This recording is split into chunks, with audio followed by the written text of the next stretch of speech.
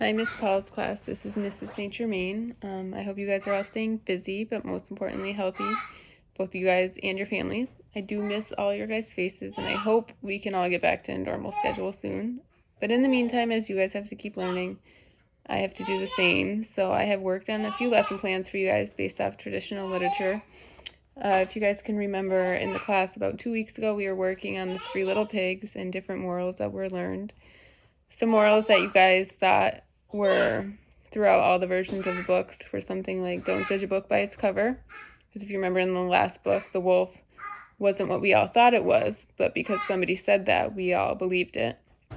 Which goes on to don't believe everything you hear.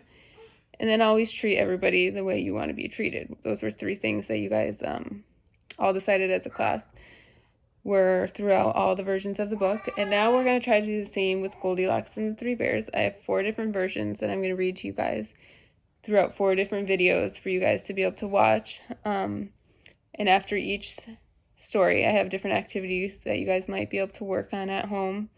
Maybe ask a parent for help or a sibling, or even try to do it independently and then have somebody look it over. So I'm going to read to you guys Goldilocks and the 3 Bears, and then I'll go over some activities and different lessons learned that we could possibly take from the story. So, this is Goldilocks and the 3 Bears.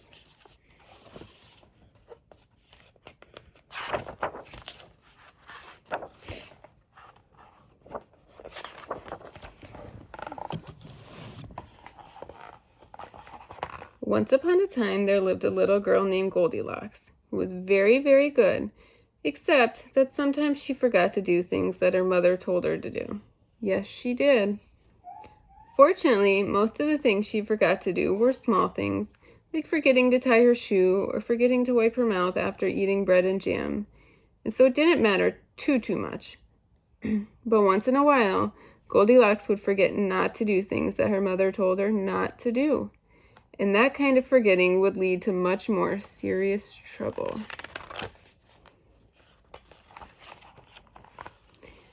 Very like the trouble that happened on the day of this story.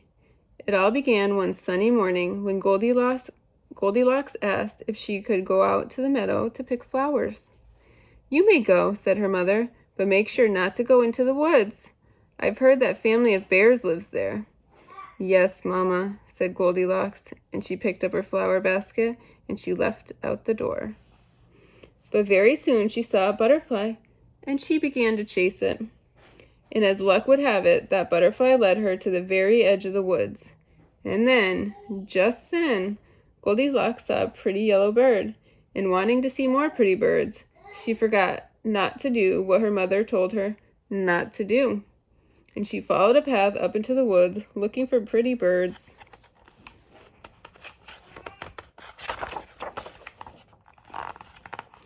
Very soon Goldilocks came into a curious little house there in the woods, and oh, she thought it was so pretty that straight away she peeked in through the kitchen door.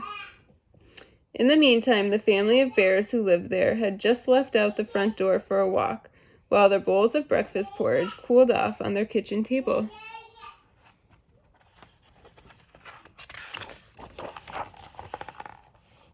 "Hello," called Goldilocks. "Anybody home?" Well, there was nobody home, of course, and Goldilocks should have turned around and gone back to the meadow. But oh, it was ever so pretty and curious inside, that even though her mother had told her not to go into people's houses without being invited, she forgot not to, and she went in anyway. Straight away she saw those porridge bowls on the kitchen table, and yes, that porridge smelled so delicious that I'm afraid she forgot that her mother had told her not to touch other people's food, and she decided that she had to have a taste. And she did. First she took a taste from the great huge Papa Bear bowl, but oh my no, that porridge was much too hot. So then she took a taste from the middle-sized Mama Bear bowl, but that porridge was too cold. And so then she took a taste from the wee small Baby Bear bowl, and she found it neither too hot nor too cold, but just right, and so delicious, that without really meaning to, she ate it all up. So that's the Papa bowl, the Mama Bear bowl, in the little baby bowl. Then she went into the parlor, and there she saw 3 curious chairs. Goldilocks thought they were the most curious chairs that she had ever seen. In fact, they seemed so curious to her that even though her mother told her not to use people's things without permission, she forgot not to, and she climbed up and she sat down in the great huge Papa Bear chair.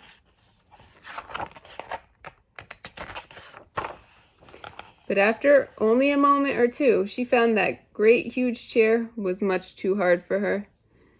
So she climbed down and she sat in the medium-sized Mama Bear chair. But this chair was too soft for her. So next she sat in the wee small Baby Bear chair.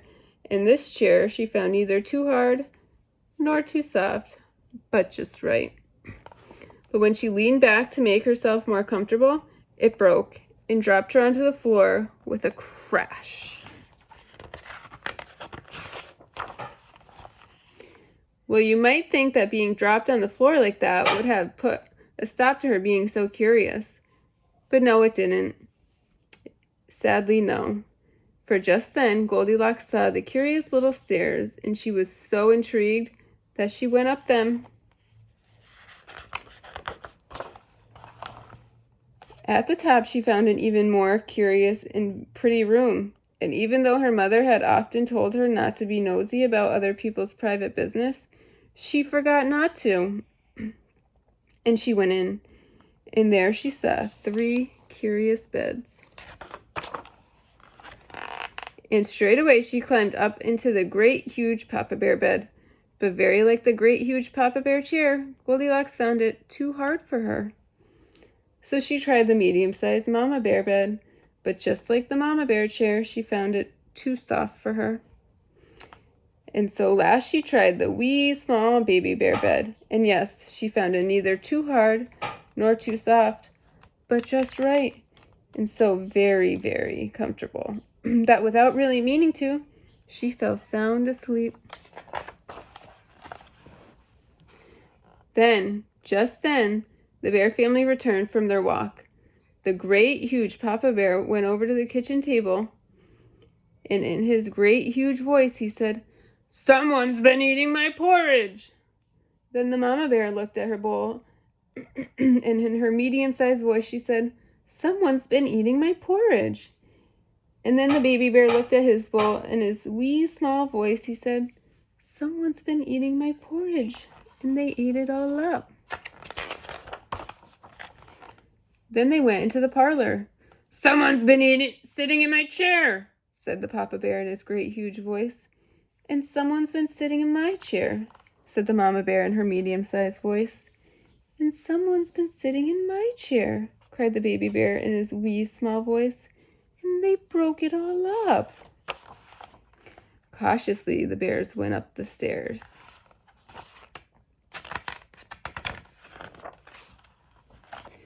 The Papa Bear looked at his bed. Excuse me. And in his great huge voice he said, "Someone's been sleeping in my bed." "And someone's been sleeping in my bed," said Mama Bear in her medium-sized voice. "And someone's been sleeping in my bed," cried Baby Bear, "and here she is." Just then Goldilocks woke up and she looked at the bears who were looking at her, and just as fast she remembered that her mother had told her not to talk to strangers. And she didn't do it. No, indeed she didn't. Instead, she ran down the stairs, and she ran through the kitchen, and she ran out the door. And she ran, and she ran, and she ran all the way home. And from all that I've heard, Goldilocks' scary experience there in the woods that day did wonders to improve her young memory.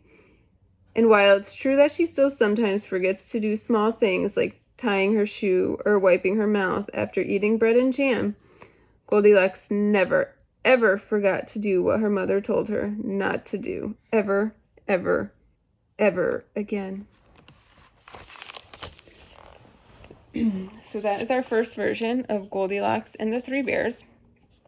First, I'd want you guys to maybe you could draw a picture, you could tell a parent, you could tell a sibling, you could write it down, whichever way you want to.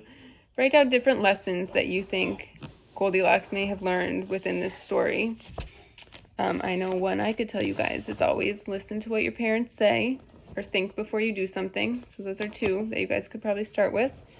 And then I also want you guys to write down different facts of the story, because in the next videos I'm going to read you different versions, and then you guys can compare each version and see how they are the same and the different, just as we did with the Three Little Pigs.